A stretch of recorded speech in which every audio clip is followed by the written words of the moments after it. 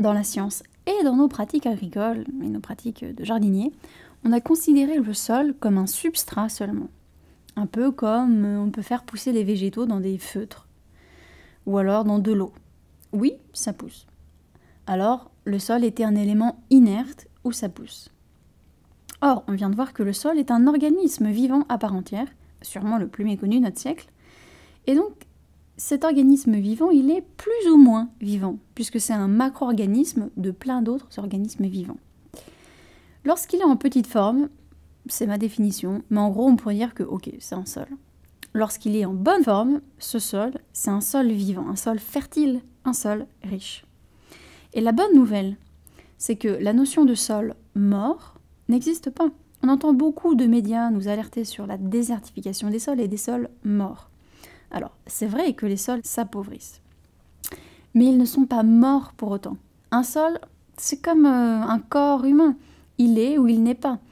Il existe ou il n'existe pas. Il est plus ou moins fertile. Mais on ne peut pas dire qu'on a un sol mort comme on a une personne qui est à la fois vivante et qui est à la fois morte. Et en termes de fertilité, un sol plus ou moins fertile, eh bien, rien n'est gravé dans le marbre. Tout est un tout, et donc on peut travailler la fertilité des sols, la fertilité aussi de certaines femmes. Donc c'est très important de faire cette différence. Par rapport au sol, donc, comme c'est un être vivant, il a besoin de ce que tous les êtres vivants ont besoin, de nourriture. Donc plus un sol est riche à la surface, en plantes, et riche en profondeur, en faune et en flore, micro et macroscopique, plus il y a de vivant, plus il est fertile. Donc le risque de désertification des sols qu'on vit, c'est d'un point de vue assez scientifique qu'on a trop de minéralisation. Et l'équilibre yin-yang, si j'ose dire, des sols, n'existe plus. Il n'y a plus d'équilibre. Il y a une énergie beaucoup trop en abondance par rapport au reste. On a trop de minéraux. Par exemple à cause de certaines pratiques comme le labourage ou autres qui favorisent la minéralisation, l'excès d'engrais, NPK qui met un shoot de minéraux, etc. Or, dans la valse de la fertilité entre Monsieur Minéral et Madame Humus, on a vu cette notion un petit peu dans les vidéos précédentes, eh bien, sans cette valse-là, le sol, il n'est pas fertile. On a vraiment besoin de cette rencontre intime. On pourrait dire dans ce cas que le sol, c'est un peu comme l'utérus qui permet cette rencontre entre l'énergie masculine et féminine, avec la fertilité, l'abondance, la vie, etc. Et on pourrait dire que ce qui en découle, leurs enfants, c'est les champignons, les vers de terre, les insectes, etc. Donc pour avoir un sol fertile, si je continue de filer la métaphore, il faut recréer cet équilibre entre les forces féminines et masculines, entre l'humus et le minéral. Ces jours-ci, dans nos champs, dans nos jardins, on manque cruellement de matière organique, quel que soit son état de décomposition, qui crée in fine de l'humus. Donc, pour avoir un sol fertile, il faut régénérer l'écosystème pour qu'il y ait des proportions qui soient stables. Et une fois que ce contexte est remis en place, il est ok, ne vous souciez pas comment ils viennent, mais les êtres vivants, micro, macro, vont venir, assurément.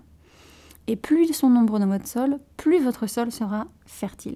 La fertilité des sols, c'est comme un immense buffet en permanence, où il faut s'assurer que les convives mangent à leur faim, sans faim, non-stop. Et c'est dans leurs excréments, une fois qu'ils ont bien mangé, c'est sur les restes de la table, que vous aurez les meilleurs fruits, les meilleurs légumes, et sans effort, parce qu'un sol qui est fertile, eh bien c'est un sol qui fait tout, qui cultive la plante à votre place, un sol qui n'a pas besoin d'être arrosé en abondance, un sol qui est très très riche en nutriments, en minéraux, on l'a vu.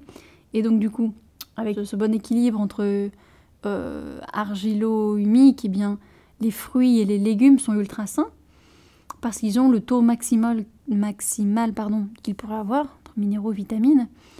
Et voilà, à travers les fruits et les légumes, tout vient du sol en fait, d'un point de vue nutritionnel, c'est bien ça qu'on cherche à travers des fruits et des légumes, c'est d'avoir notre apport nous-mêmes aussi, en termes de sels minéraux, de vitamines, de fibres, etc.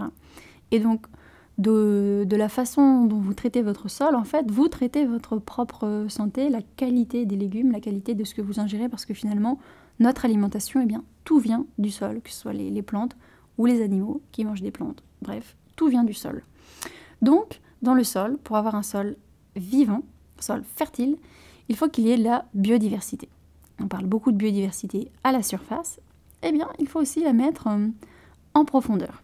Donc, si je continue les métaphores, le sol aime bien le dicton suivant, qui d'ordine. Voilà, la nature fonctionne un peu comme une vaste auberge où toutes les espèces cherchent à manger et à dormir. Donc, en termes d'espèces, faune et flore, on va regarder rapidement qui habite le sol, qui est-ce qu'on doit nourrir. Et il y a du monde. Il y a du monde. Que ce soit des êtres vivants, vertébrés, invertébrés, visibles, invisibles, il y a énormément d'espèces. Et pourtant, ces espèces ne représentent que 10% de ce qu'on connaît.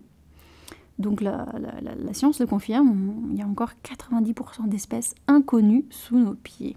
Je sais pas vous, mais moi quand j'apprends ça, je trouve que c'est juste passionnant. Tout ce que la science, la permaculture peut encore nous réserver ces prochaines décennies sur la vie du sol. Actuellement, on catalogue les êtres vivants du sol par leur taille en fait, du plus gros au plus petit. Le plus gros, eh bien, ça va être les campagnols qui vont venir vous piquer certains légumes, notamment l'hiver, ils aiment bien faire ça. Et on s'en rend compte que lorsque la neige a fondu. Bon, il y a aussi les souris, les taupes, etc. Ça, on l'appelle la mégafaune. Ensuite, il y a des choses qu'on peut voir encore à l'œil nu, qui sont bien plus petits, comme des gastéropodes, des vers de terre, etc. Et ça, on l'appelle la microfaune. Ensuite, il y a des choses qu'on peut difficilement voir, tout ce qui est acarien, nématode ou autre, qu'on peut acheter en jardinerie. Il y a des sachets où on peut acheter des auxiliaires, nématodes ou autres, pour, par exemple, pour traiter contre la pyrale du buis ou certains papillons, etc. Donc ça s'appelle la mésofaune. Et enfin, il y a tout ce qu'on ne peut pas voir à l'œil humain, qu'on appelle la microfaune ou la microflore. Et donc là, c'est différentes bactéries, champignons, etc. Et donc tout ce monde, il bouge. Il mange et il bouge. Mais voilà, leurs déplacements sont relatifs à leur taille. Plus ils sont grands, évidemment, plus ils sont capables de creuser des galeries et donc d'effectuer un travail de décomposition qui a cheminé un petit peu plus loin. Mais la microfaune et flore, qui ont des déplacements beaucoup plus restreints, sont très très importants également. Par rapport aux vers de terre, donc, qui sont vraiment un élément de la microfaune qu'on voit assez facilement, même si on voit de moins en moins dans nos terres, il faut savoir que dans nos sols européens, il y a plus d'1 tonne de vers de terre par hectare. Et en fait, quand on parle de vers de terre, il y a différents types de vers de terre. Je vais parler ici assez brièvement de leurs différences. On aura ensuite l'experte Pascal qui, dans les modules sur la lombriculture et les vers de terre, va nous en reparler en détail. Mais en gros, on en a 4. Le premier type de vers de terre, on le nomme les anéciques. C'est les vers de terre les plus connus, les plus gros, les plus musclés, les plus forts. Et ils vivent sous terre, mais ils viennent manger en surface. C'est comme ça qu'on les voit. Ensuite, on a un deuxième type de vers de terre qui sont les endogés. Eux, ils sont plus fins, plus élégants, j'ai envie de dire. Ils se déplacent beaucoup moins et ils vivent dans la terre. Et donc, quand on laboure, on bine ou autre, eh bien, parfois on peut couper des vers de terre en deux. Et ça peut être des anéciques ou des endogés. Ensuite, on a un troisième type qui s'appelle les épigées. Eux, c'est pas des laboureurs, eux, ils vont vraiment rester à la surface. Et ils sont les plus en danger par rapport aux prédateurs naturels. Et eux, on les remarque pas facilement parce qu'en fait, comme ils ont beaucoup de prédateurs, une des façons qu'ils ont pour se protéger, c'est vraiment d'adopter la couleur de la surface où ils sont. Donc ils sont très discrets.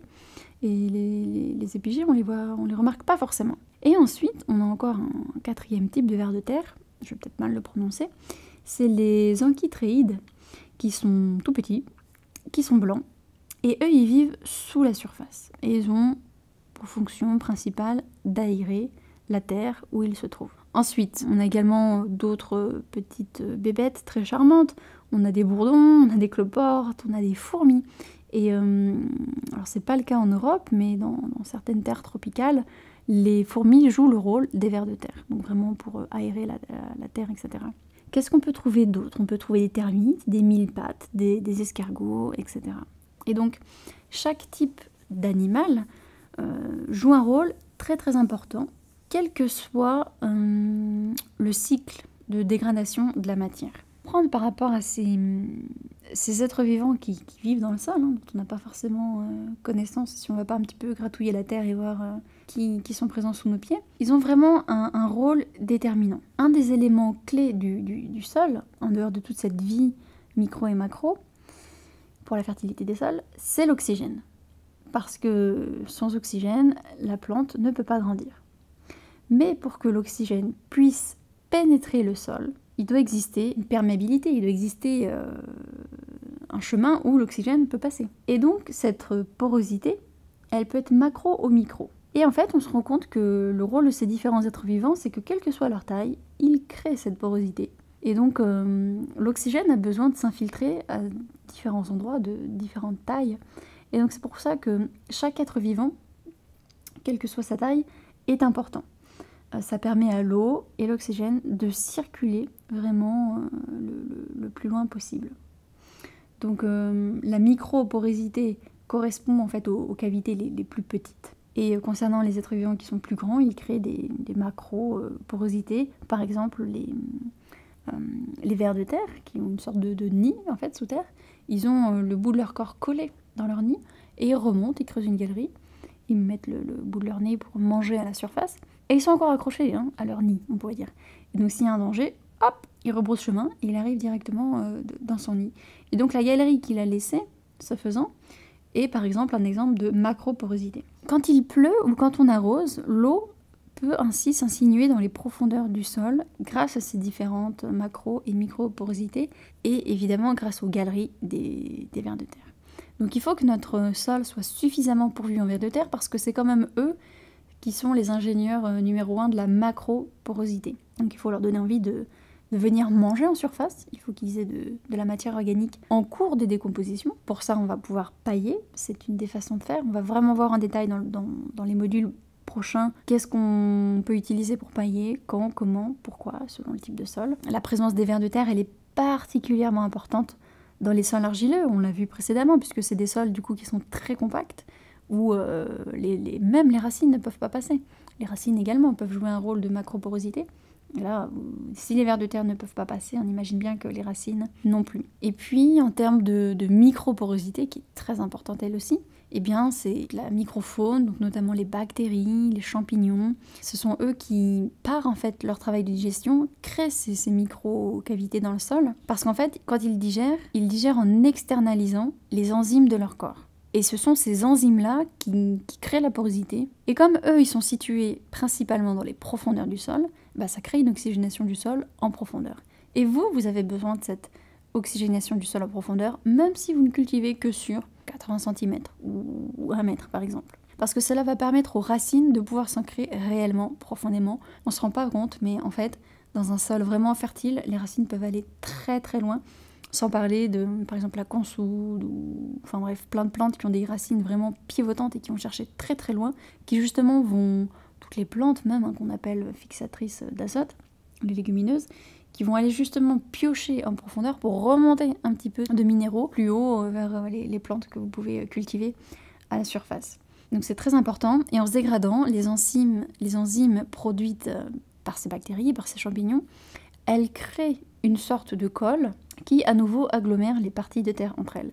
Donc en fait c'est toujours ce même principe, on a un être vivant, ça peut être la bactérie quand on est en profondeur, ou ça peut être le ver de terre quand on est moins en profondeur, quel que soit le niveau de taille, qui par leur travail de digestion font coaguler, font agglomérer les différents éléments du sol, et ce n'est qu'un sol aggloméré qui est un sol vraiment fertile, et où vous pourrez avoir des récoltes impressionnantes, parce que ben voilà, le contexte était bon. Essayez de mettre le meilleur jardinier avec la meilleure plante dans un sol qui n'est pas structuré, qui n'a pas de vie, ça ne marchera pas. Donc voilà, mais il n'y a pas que les micro- et macro-organismes qui sont une source d'aération du sol. Évidemment les plantes, on a parlé donc des racines. Les racines, les racines meurent au bout d'un moment, notamment les plantes annuelles, donc qui font leur cycle sur 1 an. Et donc quand elles meurent, les racines se vident petit à petit de leur substance. Et le tube externe de la racine reste, il est intact, et en fait l'air circule comme si c'était une paille quelque part. Et dans le prolongement de ces racines, on retrouve des mycorhizes qui permettent à la plante, c'est des petits champignons, qui permettent à la plante de puiser les éléments dont elle a besoin. Donc là encore, même lorsque la plante est morte, elle crée autour d'elle un mini réfrigérateur, si j'ose dire. Et ça sera bon du coup pour les cultures prochaines. Les filaments de ces mycorhizes sont extrêmement fins, on ne peut pas les voir à l'œil nu. Et elles permettent de s'enraciner toujours plus loin dans le sol.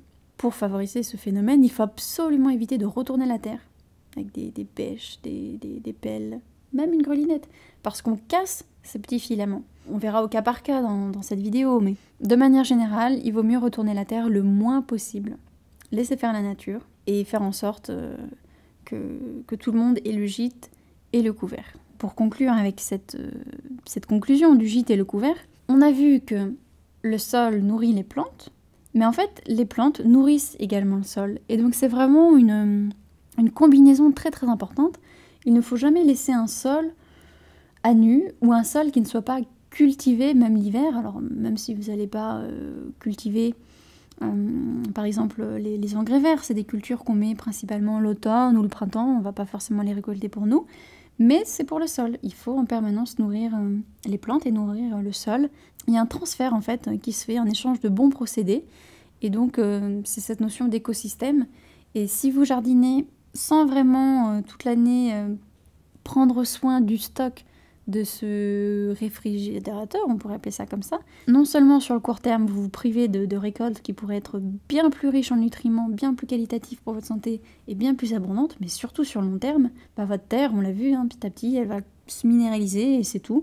Et donc les plantes pourront plus nourrir le sol et vice versa. Voilà, donc c'était une longue aparté sur la différence entre un sol et un sol fertile, mais c'était très important qu'on fixe toutes ces bases.